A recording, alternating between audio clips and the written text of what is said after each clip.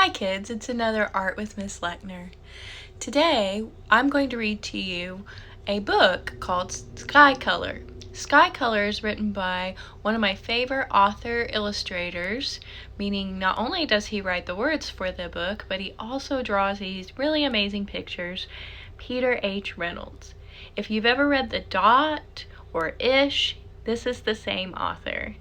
I love this story I'm going to share with you because it is all about art and thinking creatively. We're going to read the story Sky Color, and as we read it, I want you to think about the way you've seen the sky colored, and then when we get done, we're going to create our own abstract sky drawing, and you can either use markers or crayons. I'm going to show you two different ways to create a beautiful sky. So settle in for some story time as we read Sky Color. Sky Color by Peter H. Reynolds. Marisol was an artist. She loved to draw and paint, and she even had her very own art gallery. Not all her art hung in a gallery. Much of it she shared with the world. She painted posters to share ideas that she believed in. At school, Marisol was famous for her creative clothes, her box of art supplies, and her belief that everyone was an artist. Yes, Marisol was an artist through and through. So when her teacher told the class that they were going to paint a mural for the library, Marisol, well, she couldn't wait to begin. The classroom buzzed with the sound of brainstorming. The students talked and sketched. Together, they made a great big drawing. Then they marched to the library. I'll paint a fish. I'll paint one too. I'll paint the ocean. Marisol shouted. I'll paint the sky. Marisol rummaged through the box of paint, but could not find any blue. How am I going to make the sky without blue paint? The bell rang. It was time to put their brushes down for the day. As she climbed aboard the bus, Marisol kept wondering. All the way home, she stared out the window. The sun lowered to the horizon.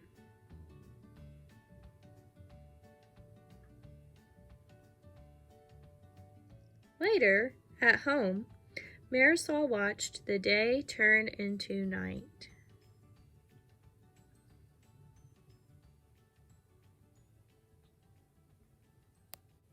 That night, Marisol settled into a deep dream. She drifted through a sky, swirling with colors. The colors mixed, making too many to count.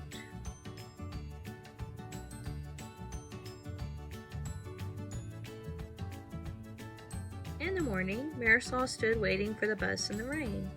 The sky was not blue. She smiled.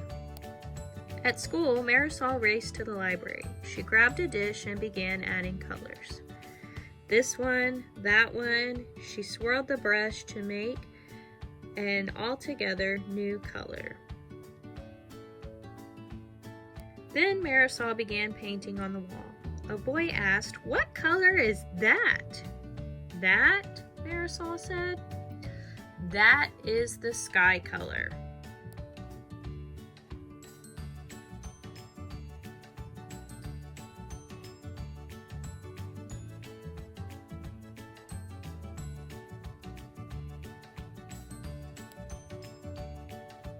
The end. That was a great story by Peter H. Reynolds, Sky Color. I really enjoy the use of his colors and his illustrations. And so what we're going to do today is I've gathered some art supplies here. If you remember, I said I was going to do this project in two different ways. So the first way is we're going to use if you have crayons or markers and paper.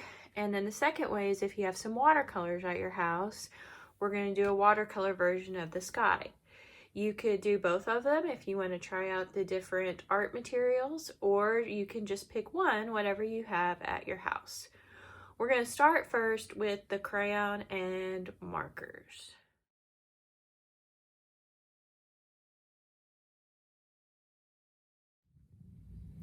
All right, if you remember in the story with Marisol, she used different colors to create a sky. So I want my drawing with the sky to look like a sunset like Marisol had in the story. So I'm going to use reds, dark pinks. I even found this metallic red, oranges, and yellows to create my sky.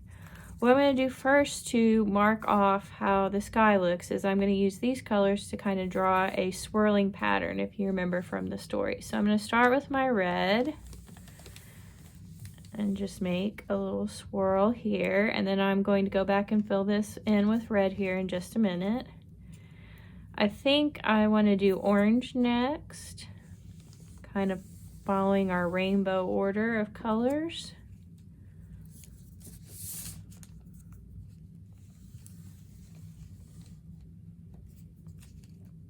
And then some yellow. And then I think I'll add my metallic color here to give some shine. And then my pink colors.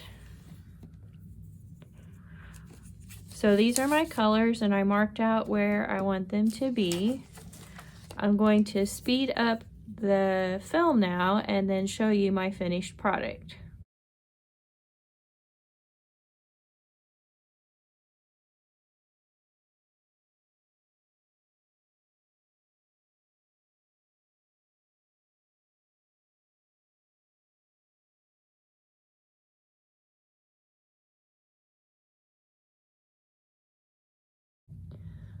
Here is my finished sky color that I created using the crayons. Again, if you remember, I was trying to imagine a sunset at night, so I used lots of bright reds, oranges, yellows, and pinks. So this is method number 1, using the crayons. You can do the same thing with markers, just like using the crayons. Now we'll go on to the second method if you have some watercolor paints at your house.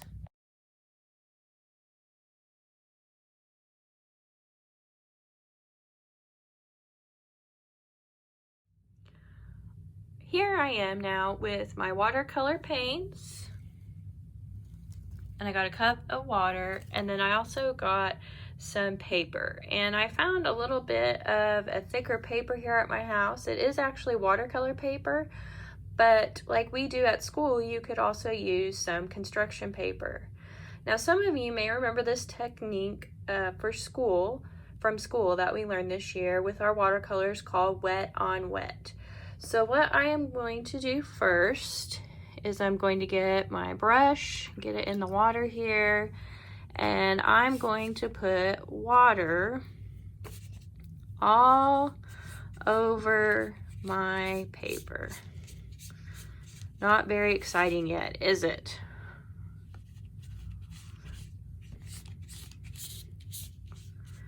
Then, once I get my water on my paper, I'm gonna pick a color here from my sky color. I think this time I might start with this purple color here. So remember how it was wet in that area? I'm just gonna go over the top of it. And you can see it makes a very pretty faded color, and it blends on the paper really smoothly. I can even get a little more paint if I want it just a little bit darker. And remember, this is called wet on wet because we've wetted our paper. And then of course, watercolors only work with water, and we have to wet them to make it work. I'm gonna speed up the camera again and show you my product while I'm working. And then when we're all finished, we'll look at my watercolor version of Sky Color.